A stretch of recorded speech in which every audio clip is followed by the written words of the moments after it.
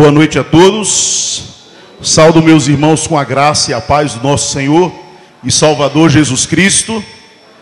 Os irmãos que puderem, trouxeram a sua Bíblia, abram no Evangelho de Jesus Cristo, descrito por João. Nós estamos numa série de mensagens aqui na igreja. Evangelho de Jesus Cristo, descrito por João. Se você puder, já se coloque de pé, reverência à palavra do Senhor, só para nós orarmos. E depois nós vamos ser ministrados pela palavra. Pedir ao Senhor que retire de nós aquilo que não o agrada e acrescente em nós aquilo que nos falta. Antes da leitura, eu quero convidar os irmãos para curvar a sua fronte, fechar os seus olhos e apresentar a sua vida no altar do Senhor. Que você possa prestar culto ao Deus Todo-Poderoso essa noite. Que você saiba que você está tendo essa noite uma audiência com o Rei dos Reis, com o Juiz dos Juízes. E a Ele toda a honra, a Ele toda a glória. Que toda a reverência possamos entregá-lo nesse momento solene de culto ao Senhor. Senhor nosso Deus, nosso Pai, Tu és o Senhor da vida. Tu és o Senhor desta igreja, Tu és o Senhor da nossa casa e da nossa família. Nós queremos apresentar a nossa vida a Ti, como disse o nosso irmão Paulo, como sacrifício vivo, santo e agradável. Prestar o nosso culto racional. Nós Te pedimos, Senhor, que o Senhor derrame mais uma vez uma porção da Tua graça. Que o Senhor possa exortar-nos através das Sagradas Escrituras, consolar os que sofrem e edificar o caráter de Cristo em nós. Eu Te peço, Pai de amor, mais uma vez, me dá graça, ao abrir da minha boca, que seja não apenas a minha boca, mas que seja a direção do Teu Espírito. Como eu tenho Te pedido todos os dias, abre os meus olhos, destampa os meus ouvidos, aquece o meu coração e faz com que a Tua palavra ela possa arder dentro de nós. Eu Te peço, Pai de amor, que a gente não saia daqui da mesma maneira que nós adentramos, que a gente possa sair daqui mais uma vez sabendo que o Senhor está vivo e verdadeiro e é poderoso para fazer em nós infinitamente mais daquilo que nós pedimos, pensamos ou imaginamos. Que a Tua palavra, que penetra a divisa da alma, do espírito, das juntas e das medulas, e tem o poder para discernir pensamentos e intenção do coração, e essa palavra rema venha sobre a nossa vida. É o que eu Te peço, para a glória do Teu próprio nome, Pai, em nome de Jesus. Toda a igreja diz: pode sentar, queridos. João capítulo 3, Evangelho de João, capítulo de número 3. Nós estamos numa série de mensagens, provavelmente 2 meses, provavelmente 8 domingos. Hoje é o 3º domingo que nós estamos falando sobre recalcular a rota para o céu. Ou seja, nós estamos trilhando aqui na terra um caminho em direção ao céu. E muitas vezes nós estamos fora dessa rota, seja por pecado, seja por rebeldia, seja por falta de conhecimento da palavra, seja pela frieza do nosso coração, pelos desertos que nós atravessamos, seja qual for o motivo. E nós estamos pegando e utilizando personagens da Bíblia em que estavam por um caminho em que tiveram que realinhar essa rota, recalcular essa rota em direção aos céus. No domingo retrasado nós falamos sobre o pai pródigo, que de braços abertos recebe o filho pródigo que estava num caminho de morte.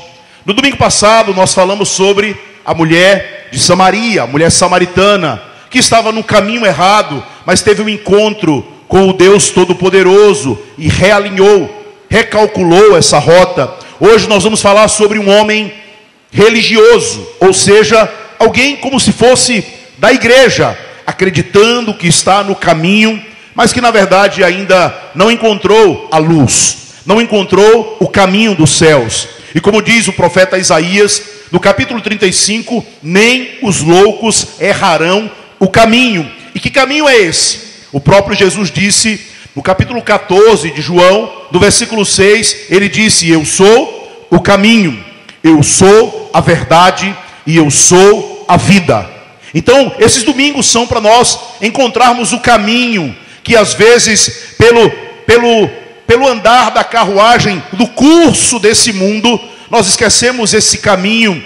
E ele não é um caminho moralista, não é apenas um caminho comportamental, e nem mesmo um caminho religioso, mas é o caminho dos céus, o caminho do novo nascimento, da nova criatura, um caminho preparado pelo Senhor, caminhos mais altos do que os nossos, como diz o profeta Isaías. Então, Evangelho de João, capítulo 3, nós vamos ler 15 versículos e pedir ao Senhor graça para nós expormos as Sagradas Escrituras em nome de Jesus.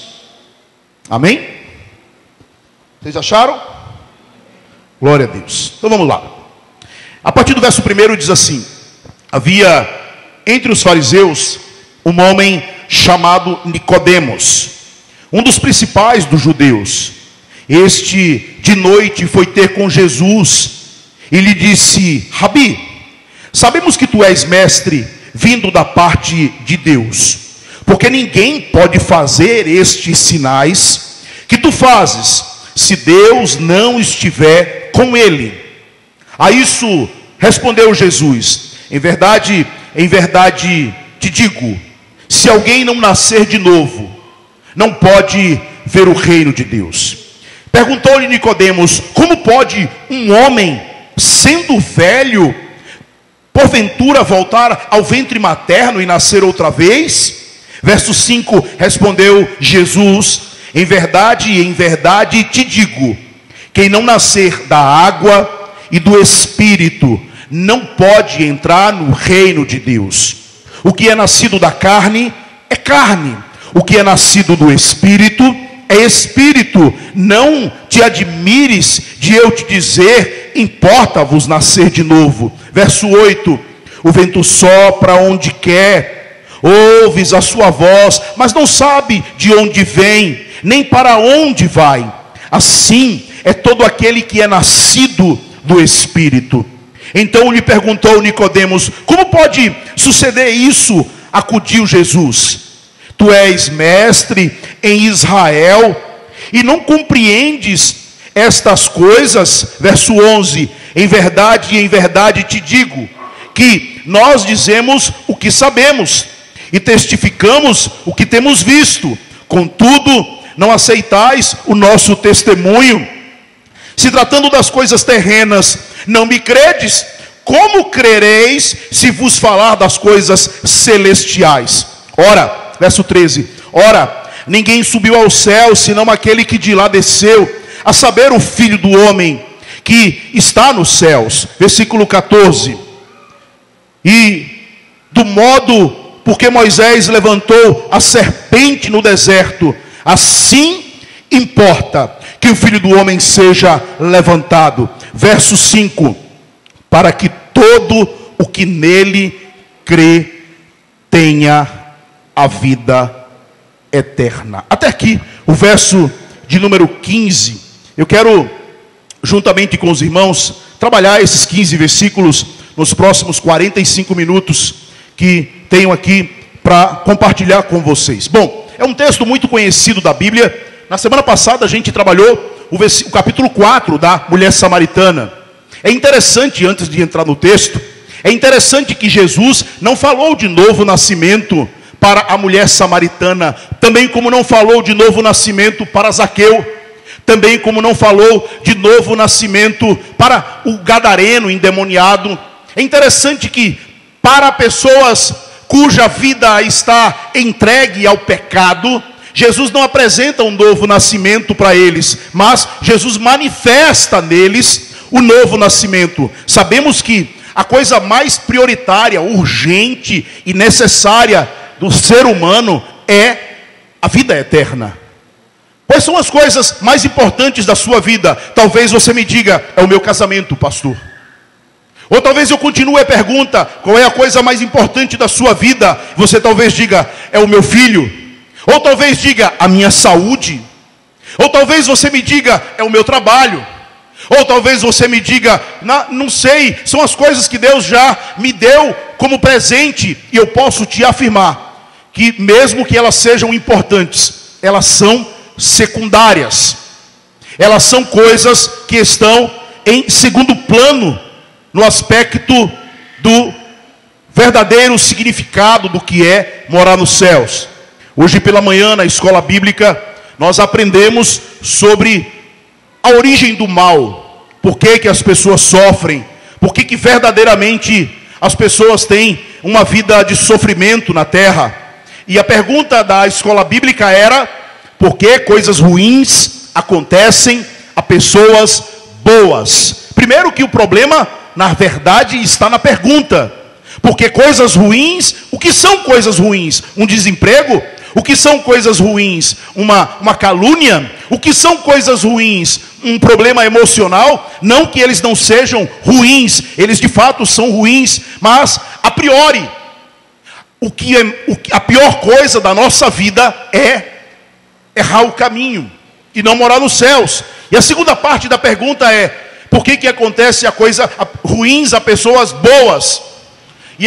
Eu vou entrar no texto, só a título de introdução. E pessoas boas, Paulo fala em Romanos capítulo 3, não há um justo sequer, todos pecaram e carecem da misericórdia de Deus. E parece que a tua régua moral do que é bom e do que é ruim, me parece que a minha régua moral, muitas vezes, ela é terrena, ela é temporal, onde nós não somos seres terrestres, nós somos seres eternos, seres espirituais, mas muitas vezes nos embriagamos com essa vida. E quando eu falo embriagar, eu não estou falando de álcool, eu estou falando das paixões da nossa carne, eu estou falando dos desejos da nossa alma, eu estou falando das conquistas que já realizamos ou que aspiramos em realizar. Então a conversa começa, a conversa entre o Deus Todo-Poderoso, o Rei dos Reis, o Senhor dos Exércitos, o Juiz do Juiz, o Alfa, o Ômega, o princípio, o fim, o Autor da vida, o Príncipe da paz, o Leão da tribo de Judá, se apresenta diante de um homem religioso. E a minha Bíblia diz que ele, no versículo 1, havia entre os fariseus um homem chamado Nicodemos, um dos principais dos judeus. Como assim, pastor? Um dos principais dos judeus. Bom, Nicodemos era fariseu, vocês sabem disso. E o fariseu, ele era uma classe religiosa e uma classe política da época. Mas Nicodemos não era qualquer fariseu. Ele era mestre dentre o farisaísmo. O Nicodemos, ele era um homem, como se fosse hoje, ele era um professor de teologia. Só para vocês entenderem, Nicodemos era um homem rico, era um homem de posse. Mas a Bíblia não diz isso, pastor. Se você ler lá em João no capítulo 19, quando o túmulo de Jesus, quando é preparado o túmulo, Nicodemos é um dos que faz uma oferta ao Senhor para o túmulo de Jesus. Era um homem rico, era um homem de posse, era um homem de importância na terra, era um homem que era membro do Sinédrio, era um homem que era mestre, ou seja, professor, era um homem respeitado. E a Bíblia diz que eles têm uma conversa, Jesus tem uma conversa com Nicodemos, e ele é um dos principais. E no versículo 2, logo no versículo seguinte, a minha Bíblia diz que ele foi se encontrar com Jesus à noite. Vê comigo, versículo 2, mantenha a tua Bíblia aberta. No versículo 2, diz assim: este foi de noite ter com Jesus, e ele disse: Rabi, antes de continuar a leitura, por que ele foi à noite? Provavelmente com medo do colégio farisaico, provavelmente com medo do preconceito dos seus amigos do Sinédrio, provavelmente preocupado com a sua reputação, com a sua posição religiosa, provavelmente preocupado com a opinião dos outros, então ele vai à noite. Mas ele vai à noite, mesmo assim com medo, mesmo assim ainda acometido de preocupação com a opinião alheia, ele vai até Jesus e reconhece Jesus como mestre.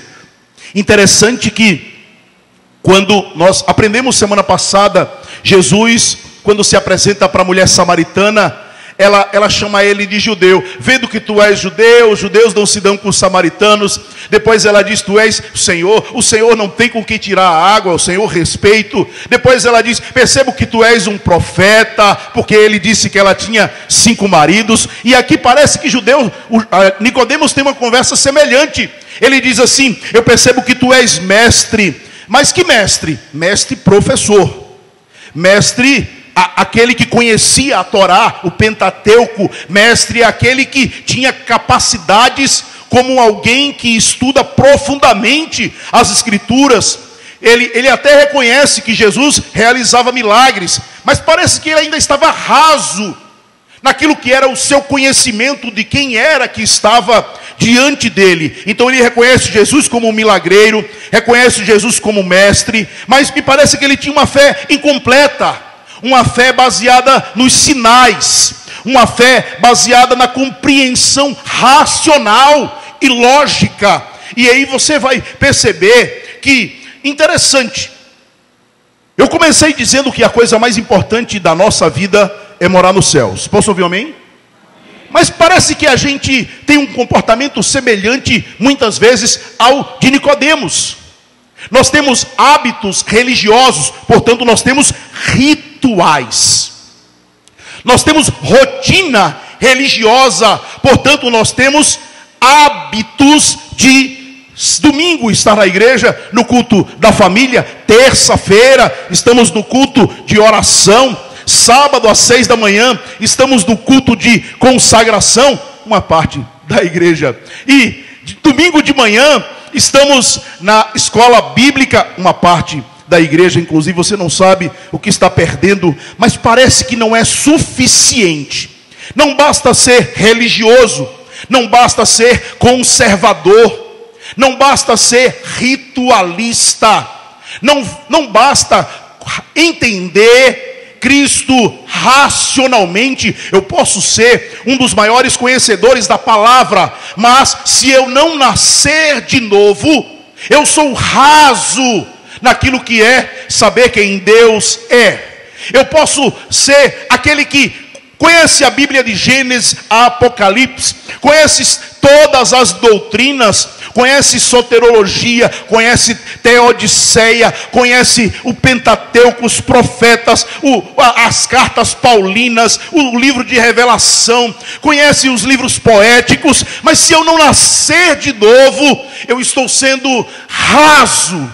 Como Ezequiel 47 nos apresenta o relacionamento com Deus. E nós, em muitas vezes, achamos que conhecemos a Deus. E eu ouso, em temor, dizer que a igreja está cheia de pessoas que ainda não tiveram um novo nascimento. E eu não falo esta igreja, eu falo a igreja como um todo, inclusive essa. A igreja está cheia de indivíduos ritualistas, cheio de indivíduos cerimonialistas, cheios de indivíduos carnais, lógicos, com raciocínio padronizado, mas que ainda o coração não foi quebrado. Como Paulo em Atos 9, que os olhos ainda não foram abertos, como os ouvidos ainda estão tapados, como o coração dos discípulos no caminho de Emaús não ardia ainda o seu coração, havia uma frieza no seu coração. E me parece que Nicodemos, ele cumpre todas as regras curriculares.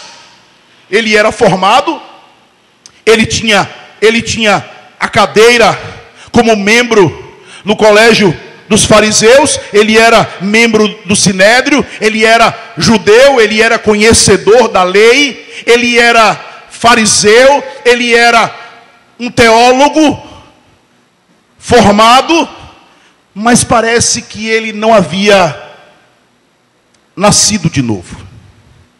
É mais ou menos dizer que todas as demandas e necessidades da vida foram completadas. É mais ou menos dizer: eu quero me casar e eu consigo me casar. Eu disse isso domingo passado. Eu quero ter o meu apartamento ou a minha casa e eu consigo conquistar o meu apartamento ou a minha casa. Aí depois eu digo: eu quero me formar num curso superior, e aí eu consigo me formar. Aí depois eu digo: eu quero um emprego público ou CLT, não importa, e eu consigo esse emprego. Outros vão dizer: não, eu não quero trabalhar para ninguém, eu quero a minha empresa, o meu negócio, e aí consegue o seu negócio. E outros vão dizer: agora eu quero os meus filhos, e aí ele tem os seus filhos, e aí ele agora começa a cumprir parte da sua missão na terra. Mas ele esquece que o principal, que era andar num caminho preparado pelo Senhor, em direção aos céus, que só vem através do novo nascimento, que não vem do estudo, que não vem do esforço, que não vem da meritocracia, que não vem de repetir palavras: Senhor, te aceito como meu Senhor e Salvador. Não! Vem do alto, vem dos céus. Homem nenhum pode te dar isso, conhecimento nenhum pode te dar isso, ritual nenhum pode nos dar isso, a não ser o Espírito Santo de Deus, como um sopro que entra dentro de nós. É interessante que às vezes a gente esquece que nós somos filhos de Adão e que temos uma natureza caída. Às vezes a gente esquece que as coisas de Deus, elas são as coisas mais importantes da nossa vida. Nós somos criados por Deus e para Deus. E às vezes nós achamos que fomos criados por Deus para nós. E quando nós esquecemos isso, é cansado que eu sirvo a Deus. Eu não sou atraído à presença de Deus. Eu sou atraído para tantas coisas. Eu tenho tédio na igreja. Eu não tenho prazer na lei do Senhor e nem medito nela de dia e de noite. Mas quando eu não tenho novo nascimento, o meu prazer está no pecado, no erro, num caminho de morte. Então o céu talvez não seja bom para aqueles cujo prazer não está no Senhor. Porque nos céus é santidade, nos céus é adoração, nos céus é pureza. E se eu não nasci de novo, os céus não é bom para mim. Se você não nasceu de novo, os céus não é bom para você. Então não basta apenas crer. A palavra do Senhor em Marcos capítulo 1, versículo 15, não precisa abrir. A palavra do Senhor diz que é necessário crer e se arrepender. Não basta crer. Eu estava recentemente aqui no evangelismo de rua, que nós fazemos a cada 15 dias, que é liderado pelo pastor Alexandre, esse ministério que Deus colocou em nosso coração. Eu estava dizendo para os irmãos aqui na praça, que muitas pessoas, elas creem em Deus. Se você sair nas ruas amanhã e fizer uma de censo de IBGE, se você, pega um papelzinho para mim, por favor, Caio. Se você fizer um censo de IBGE e perguntar para 10 pessoas: você crê em Deus? Sem medo de errar, as 10 vão dizer para você: eu creio. Eu creio. Tem aqui? Obrigado, meu amor. Elas vão dizer para você: eu creio. Se vocês perguntarem para ela: você crê que Jesus é o Filho de Deus? Elas vão dizer: eu creio. Elas vão dizer: eu creio. Até a 10ª vai dizer: eu creio. Mas se vocês perguntarem para ela se elas nasceram de novo, elas não vão estar tão seguras de responder, porque a maioria delas, como mestre da lei, nem sabe o que é nascer de novo. Muitas delas não vão nem compreender o significado da palavra arrependimento, porque Tiago disse que até os demônios creem e tremem. Mas crer não é suficiente. Poxa, pastor, eu sempre acreditei que pela fé nós seríamos salvos, mediante a graça, pela fé. Sim, é verdade, Efésios fala sobre isso, Paulo fala para a igreja de Éfeso sobre isso, é verdade, é pela graça, é pela fé mediante a graça, isso não vem de vós, isso vem de Deus, não é por obras, para que ninguém se glorie, é verdade, mas eu preciso dizer para vocês que não há a necessidade de um caminho novo, quem não reconhece que está perdido. Vocês que são da minha idade, ou mais antigos que eu, e sabem que naquela época não existia Google Maps, nem outro tipo de GPS, e quando a gente se perdia em algum caminho, a gente parava andando de bicicleta, de carro ou de moto, e a gente pedia informações, e dizia, onde fica tal rota, tal caminho, tal local, porque a gente só reconhece que precisa chegar em algum lugar e não sabe esse lugar, e a gente só reconhece que está perdido quando nós não sabemos o caminho. E os céus é exatamente assim. Eu não posso me achar que estou perdido se eu nem sei para onde eu estou indo. Então, esse texto, ele abre os meus olhos e os teus olhos de uma forma intensa. Então a religião não é suficiente. Olha o que eu estou dizendo para vocês. A religião não é suficiente. Frequentar a igreja 2, 3 vezes por semana não é suficiente. Ser dizimista fiel não é suficiente. Realizar as nossas orações não é suficiente. Ser liturgicamente correto e coerente não é suficiente.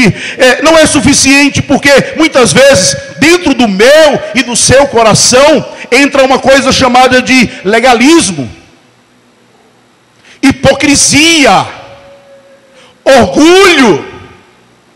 Somos zelosos com as coisas, mas desprezamos as pessoas. E deixa eu aplicar e ilustrar para vocês entenderem. Hoje pela manhã eu disse para os irmãos uma frase que mexe com todo cristão, ou deveria mexer. Quando alguém te perguntar onde está Jesus, quando o caos acontece, quando o problema acontece, a maioria das pessoas diz, não olhe para os homens, olhe para Jesus. Mas se você é um cristão verdadeiro como Paulo, você deveria dizer, olhe para mim.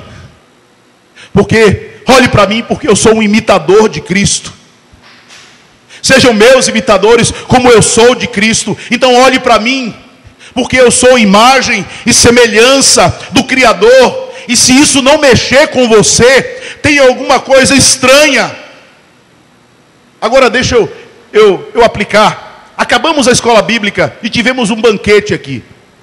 A irmã Joseli, que está nos ajudando na nossa dieta, cadê ela? Está ali. Ela trouxe milho e cuscuz para todos os irmãos de forma surpresa. E foi bom não ter avisado, porque se avisasse eu acho que estava todo mundo aqui de manhã, né?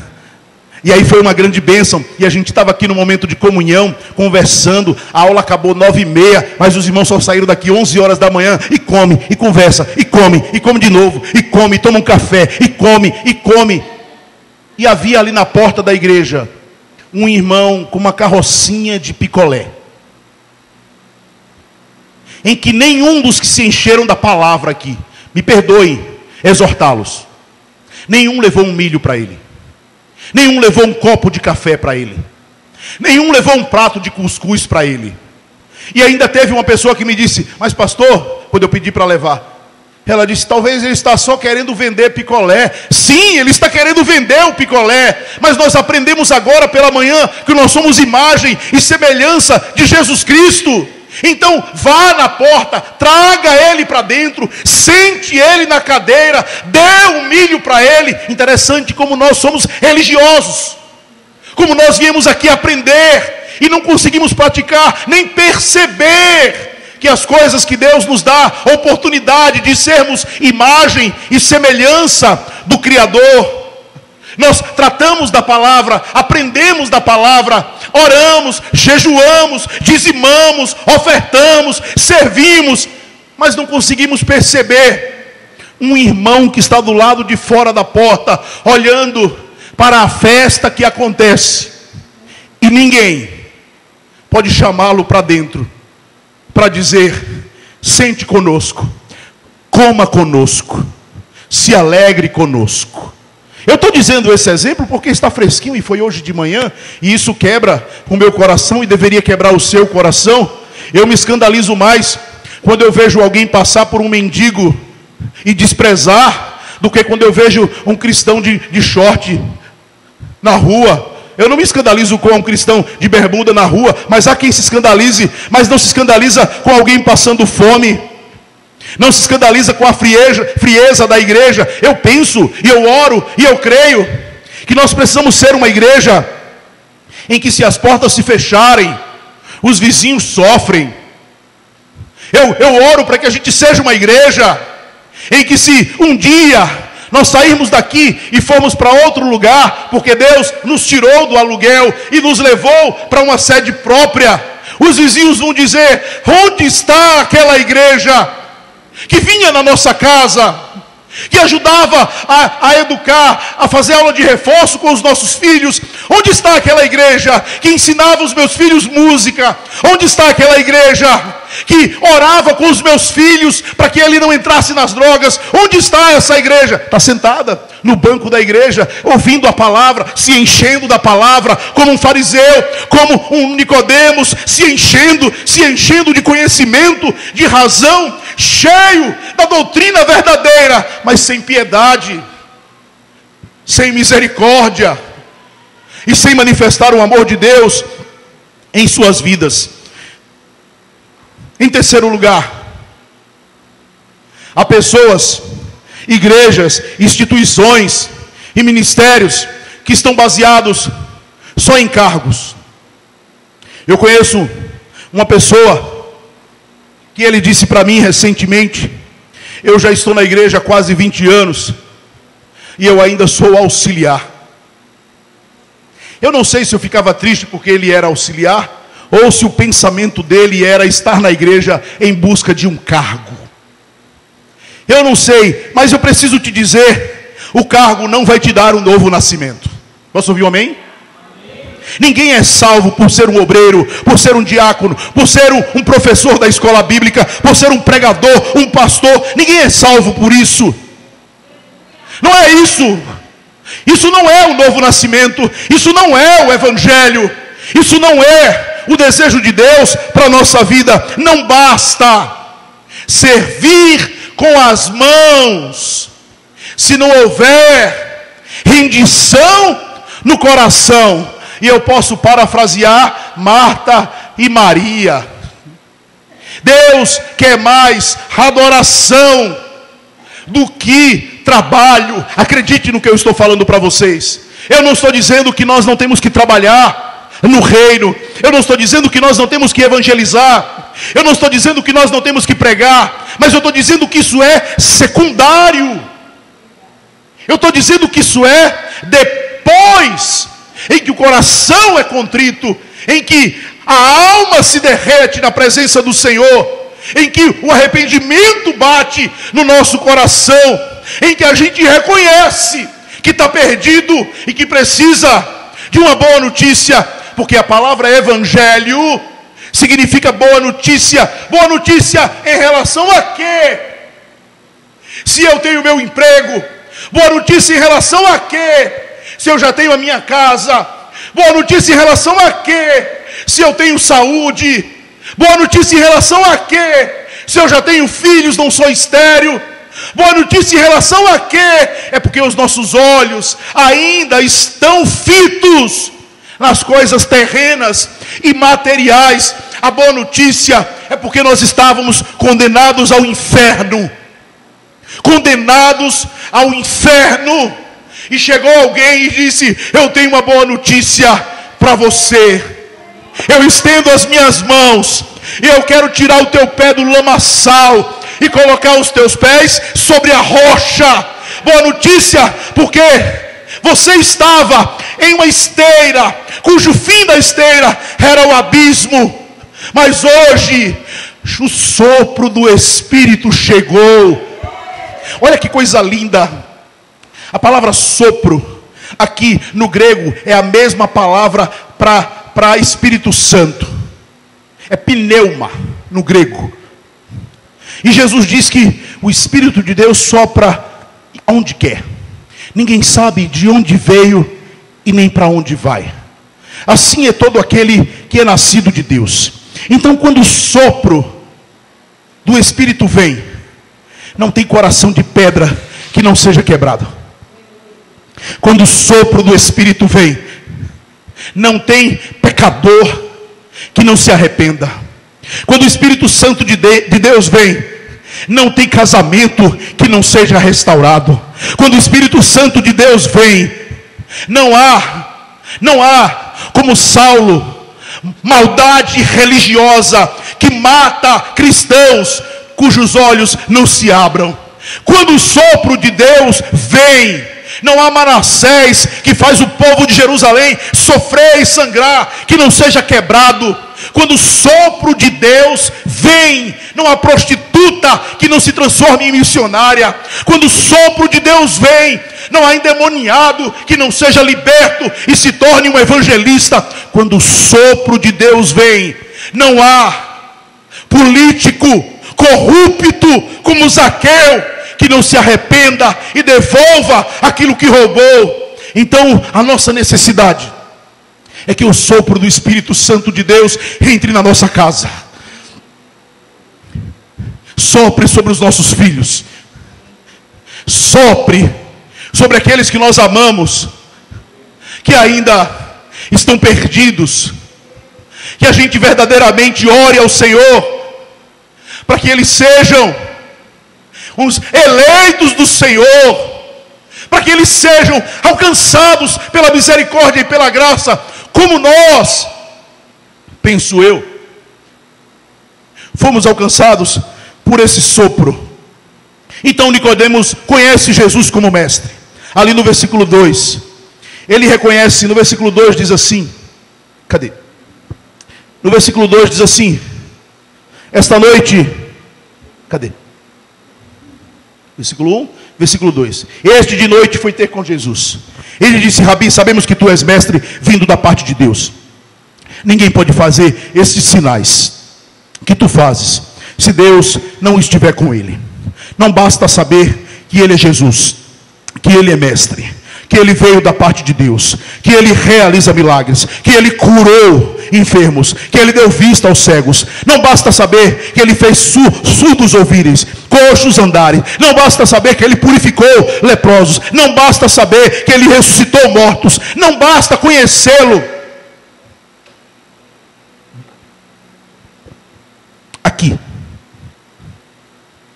Alguém já disse que a distância do céu para o inferno é de um palmo. É da cabeça ao coração. Às vezes nós conhecemos tanto ao Senhor com o nosso intelecto, com o nosso córtex pré-frontal, com o nosso sistema límbico. Conhecemos ao Senhor de forma rasa e automática, mas parece que ainda não houve o sopro do Espírito Santo de Deus, porque eu não tenho sede dele, eu não tenho fome dele. Ele ainda não é o amor da minha alma. O amor da minha alma ainda é as coisas. O amor da minha alma ainda é a minha agenda. O amor da minha alma ainda é os meus desejos carnais e temporais.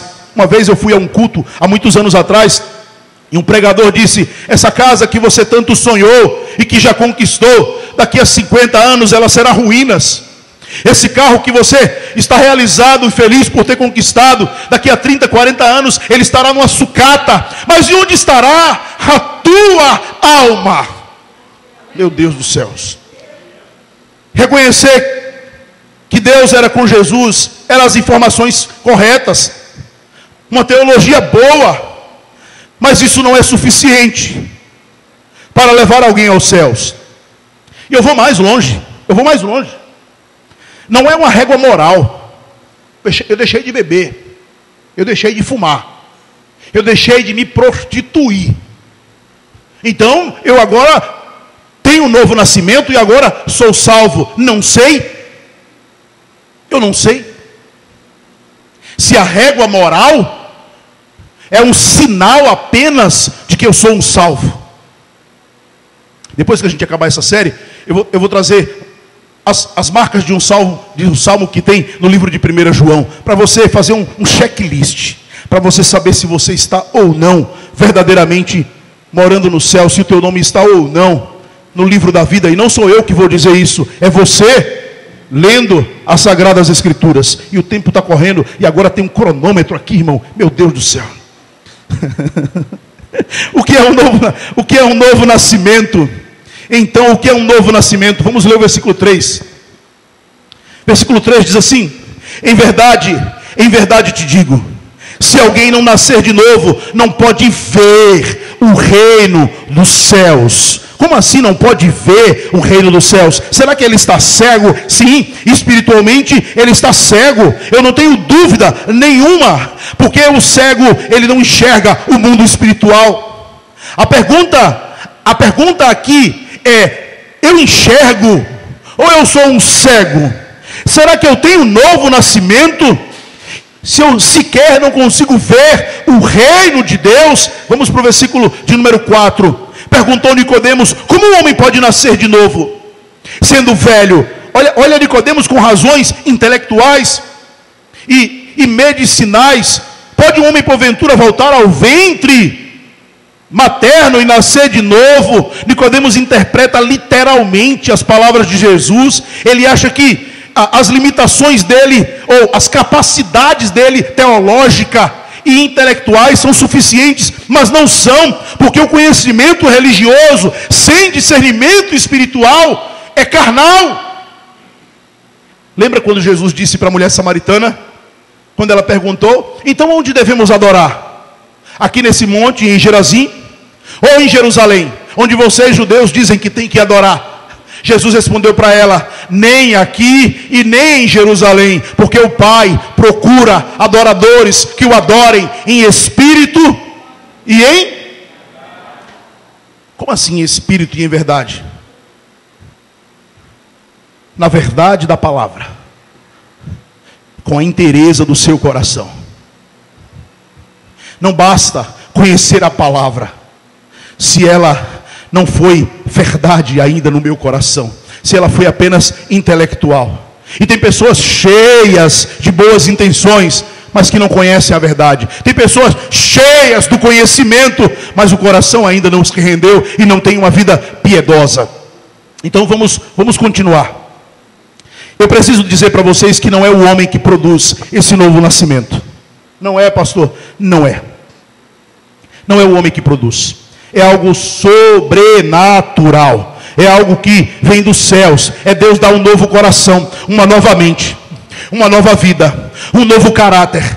Deus dá agora uma nova esperança, uma nova família, uma nova pátria, uma nova morada que não é terrena.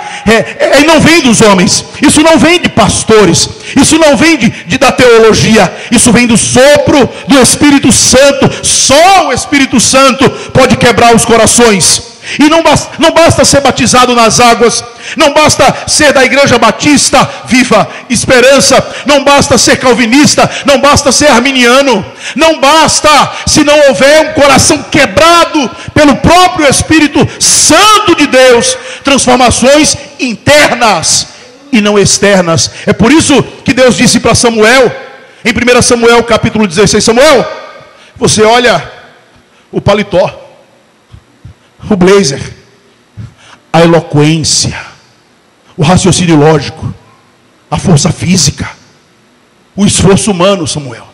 Mas eu, Samuel, eu olho o coração. Eu olho o que homem nenhum pode olhar. Eu enxergo o que máquina nenhuma, não tem ressonância magnética que possa sondar. Como diz o salmista, ele sonda e esquadrinha o nosso coração. Enquanto você não reconhecer que você é pecador e está condenado, perdido, que você não tem saída, você não pode encontrar o novo nascimento. Então, é uma obra do Espírito, é um sopro. Sabe, aquelas pessoas que dizem assim: ah, mas eu sou um homem bom, eu sou uma mulher boa. Eu só me lembro do jovem rico conversando com Jesus: bom mestre, o que eu faço para herdar a vida eterna? Jesus olha para ele e diz: bom só existe um, que está nos céus. Bom, será que você é justo? Será que você é bom? Será que você é santo? Será que eu e você temos direito de morar nos céus? Será que eu e você temos capacidades humanas, raciocínio, inteligência emocional, intelectual, cargos na igreja? E você acha, de verdade, você acha que é isso, que é o caminho que vai nos levar aos céus? Não, não é. Não é esse caminho. Leia comigo o verso 8. Eu preciso correr. O vento sopra. Esse relógio não para. O vento sopra para onde quer. Ouves a sua voz. Não sabes de onde vem, e nem para onde vai. Assim é todo aquele que é nascido do Espírito. O vento e o Espírito, a mesma palavra, pneuma. O novo nascimento é um mistério dos céus. É invisível aos homens. É como um vento. É real, é perceptível, mas os seus efeitos, eles não são carnais. Eles são espirituais. O desejo do meu coração é que Deus sopre na tua casa. É que Deus sopre no teu trabalho. É que Deus sopre no teu casamento. É que Deus sopre no teu marido. É que Deus sopre nas bocas de fumo de barra de jangada. O desejo do meu coração é que Deus sopre nas vielas, nas praças, nos becos, mas que Deus sopre também dentro desse prédio, para que os corações se rendam. Não apenas que Ele fale à mente, mas que Ele fale aos corações, porque quando Ele sopra, é irresistível. Posso ouvir um amém? Eu gosto de pensar, quem me conhece já ouviu eu fazer essa analogia. Eu gosto de pensar que a graça é como uma margarina tirada do congelador e colocada numa frigideira ardendo de quente. A margarina sendo o coração do ímpio. A margarina sendo o coração da prostituta, do adúltero, do viciado, daquele que vive na pornografia, no álcool, naquele que rouba, naquele que mente, naquele que tem um coração frio ou uma vida rasa. E o Espírito Santo de Deus é aquele fogo que envolve aquela frigideira. E é colocada aquela margarina dentro da frigideira. É como se a margarina dissesse: eu não me rendo. Eu não me rendo. Eu não vou me render a esse Deus. É como se o nosso coração carnal dissesse: eu não me rendo, eu não quero, eu não vou. E essa graça derrete e quebra sofismas, e quebra traumas, e quebra erros, e quebra histórias e machucaduras da alma, e se derrete na presença do sopro, do fogo do Espírito Santo de Deus. Eu preciso reconhecer que sou pecador. Jesus conta uma história para Nicodemos. Jesus remete Nicodemos ao Velho Testamento. Ele vai para Números. Ele conta porque ele sabia que Nicodemos conhecia a história. Jesus diz no verso 14: sabe, Nicodemos, quando o povo de Israel, que foi liberto do Egito, sobre as mãos de Moisés, libertos de Faraó, da escravidão de 450 anos, sabe, Nicodemos, dessa história? Aí Nicodemos diz: sim, eu sei dessa história, mas você lembra que lá no deserto os homens estavam morrendo através das serpentes abrasadoras que elas estavam matando dezenas, centenas e milhares de israelitas. Você conhece essa história? Nicodemos e ele: sim, conheço essa história. Aí ele diz: importa que o Filho do Homem seja levantado, como aquela serpente que foi levantada por Moisés no deserto, levantado para que todo aquele que nele crê não morra, mas tenha uma vida eterna, levantado para que a gente se humilhe debaixo das suas onipotentes mãos.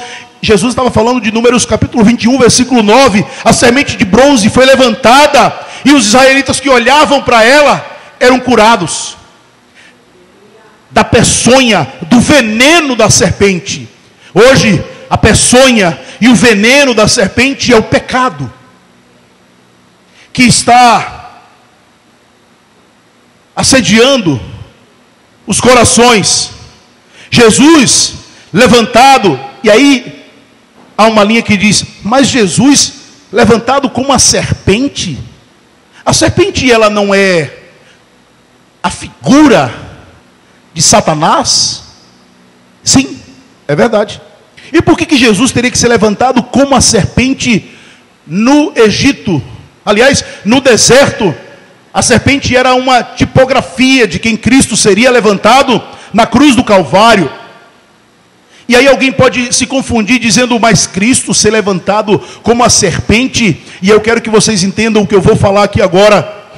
Ele foi levantado como a serpente porque o pecado, a sujeira, a imundície, a nojeira praticada pelo pecado do homem foi lançada sobre ele na cruz do Calvário. Toda a podridão humana, toda a carnalidade humana, toda a sujeira humana foi lançada sobre ele. Há alguns comentaristas que vão dizer que até o sol vira o rosto para Jesus, de tão feio que era. A Bíblia diz que ele não tinha formosura, se levando a esse aspecto na cruz do Calvário. Até o sol vira de costas para ele. Ou seja, quando Jesus está sendo crucificado, o dia vira noite, porque toda a sujeira e a ira do Deus Todo-Poderoso recai sobre Jesus, para que nós pudéssemos ser perdoados, para que os cegos espiritualmente enxergassem, para que as prostitutas, os endemoniados, os gadarenos alcançassem a misericórdia, o amor e o pecado. Eu preciso reconhecer que eu preciso desse Deus na minha vida. Irmãos, fizeram uma tecnologia aqui que o tempo acaba, sincronicamente os irmãos do louvor já chegam me dizendo: o seu tempo acabou. Mas eu preciso dizer para vocês: a porta da graça está aberta. O tempo ainda não acabou. Arrependa-se dos seus pecados. Coloque em ordem a tua vida, como Isaías disse ao rei Ezequias. O tempo da pregação acabou, mas a porta da graça ainda está aberta. Mas um dia a porta da graça vai se fechar. Um dia não haverá mais oportunidades. A pergunta que eu te faço hoje é: que caminho você vai seguir? Um caminho de vida ou um caminho de morte? Que caminho você vai seguir? O caminho da salvação ou o caminho da condenação? Eu preciso te perguntar isso hoje. Você já nasceu de novo? Você já nasceu de novo? Fecha os teus olhos, curva a tua cabeça. Não adianta ser um frequentador de igreja, não adianta ter sido batizado nas águas, não adianta ter conhecido a Bíblia ou ter tido um cargo na igreja. Muitos naquele dia dirão: Senhor, Senhor, em teu nome eu expulsei demônios, em teu nome eu falei em novas línguas. E ele dirá: apartai-vos de mim, porque eu não vos conheço. Você já nasceu de novo. Eu preciso te fazer essa pergunta. Você quer esse Deus na tua vida? Se render a esse Deus, se arrepender dos seus pecados e não cair na ira vindoura, na condenação eterna, no peso das mãos do Criador. Então, se você quer se render hoje, aí onde você está, faça um sinal com a tua mão. Eu quero orar daqui por você. E você quer se render a essa graça. E como Charles Spurgeon fazia, ele dizia assim: eu imploro que você se arrependa. Eu vou dizer o que ele dizia: eu imploro que você se renda. Eu imploro, mas o sopro é dele, vem dele. Mas talvez hoje é o dia que o sopro chegou para a tua vida. Hoje é o dia de nascer de novo. Renda-se. Reconheça que está perdido. Não discorde. Não basta ser um conhecedor. É do novo nascimento que você precisa. É do sopro do Espírito. Senhor, eis aqui o teu povo. Eis aqui a tua igreja. Eu te peço, Pai, grava essas palavras nas tábuas dos seus corações. Que os meus irmãos e eu não saiamos daqui da mesma forma que nós adentramos por essas portas. Eu te peço, Pai de amor, dá mais uma chance, dá mais uma oportunidade. Abre, Pai, a porta da graça. Sopra com teu sopro. Muda a nossa rota. Tira os nossos pés da lama. Firma os nossos joelhos. Coloca os nossos pés na rocha. Porque quando vier o vento, os rios, quando vier a tempestade, grande será a ruína daqueles que tiverem os seus pés sobre uma casa que foi firmada na areia. Mas aquele cuja casa foi firmada na rocha, virão os ventos, as tempestades, a chuva, e essa casa não será abalada. Eu te peço essa noite, abre os olhos, abre os ouvidos, aquece o coração, muda a rota, recalcula essa rota, Pai, para que eles não errem o caminho. Em nome de Jesus. Em nome de Jesus. Vamos adorar o Rei. Neste lugar tu és real.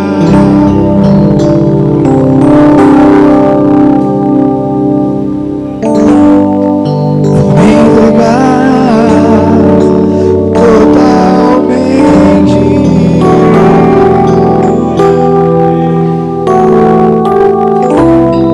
O teu toque abriu os olhos do meu coração. Eu posso enxergar e entender. Se eu me humilhar diante do teu altar, sacrificar aquilo que me custar, tu inclinarás os teus ouvidos ao meu clamor. Mas vai um dia no centro do teu querer, que toda a vida, sem jamais te conhecer, tu és minha fonte, minha colheita, minha herança. Tu és a fonte, Senhor. Aleluia. Tu és a fonte, Senhor.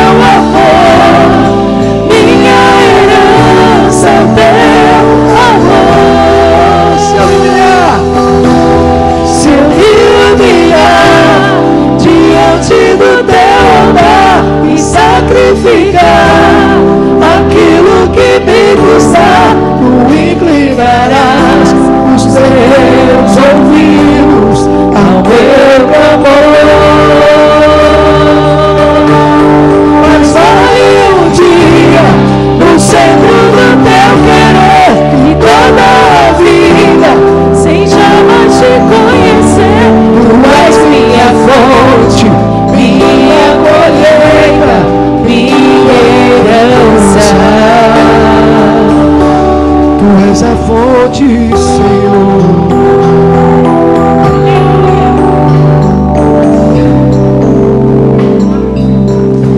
Tu és a fonte, Senhor.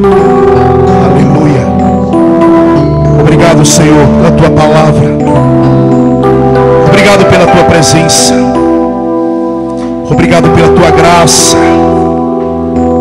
Obrigado, Senhor, pela tua correção, porque a tua palavra diz que o Senhor só corrige ao filho a quem ama. Obrigado, Senhor, pelos corações que foram consolados. Obrigado, Senhor, por aqueles que foram edificados na rocha.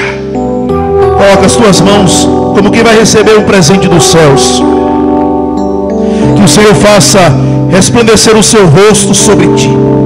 Que Ele tenha misericórdia de ti. Que 1000 caiam ao teu lado e 10.000 à tua direita, e que você não seja atingido. Que praga alguma chegue à tua casa. Porque Deus não é homem que minta, nem filho do homem para que se arrependa. Tendo Deus prometido, Ele cumprirá. Porque Ele é poderoso para fazer infinitamente mais daquilo que nós temos pedido, pensado ou imaginado. E agindo Deus, quem impedirá? E não se canse de fazer o bem, porque no devido tempo você vai colher, se você não desanimar. Mesmo que você saia andando e chorando, você vai voltar com a colheita nas tuas mãos. Porque o Senhor é o teu pastor e de nada você terá falta. Ele te leva a pastos verdejantes, te leva a águas tranquilas. Certamente a bondade e a misericórdia te seguirão todos os dias da tua vida. Então somente creia, se arrependa, coloque em ordem a tua vida. Nós não somos morador da terra, nós somos cidadão dos céus. Como teu servo eu te peço, abençoa o teu povo, leva-os em paz para a sua casa, livra-os de assalto, de acidente essa semana. Que toda gritaria saia da sua casa, que haja a paz do Senhor dentro dos seus lares, que o Senhor sustente com suas mãos poderosas, que não falte o alimento na sua mesa, que não falte a alegria da salvação. Como teu servo eu te peço, Pai, nos abençoa com toda sorte de bênçãos nas regiões celestiais, no amor de Deus, do Deus Pai, na graça de Deus, do Deus Filho Jesus Cristo, e nas ricas consolações do Espírito Santo de Deus. Como servo do Senhor eu te peço, nos leva, Pai, debaixo das tuas onipotentes mãos, em nome do Pai, do Filho e do Espírito Santo de Deus. Toda a igreja que crê diz amém, amém e amém. Glória a Deus.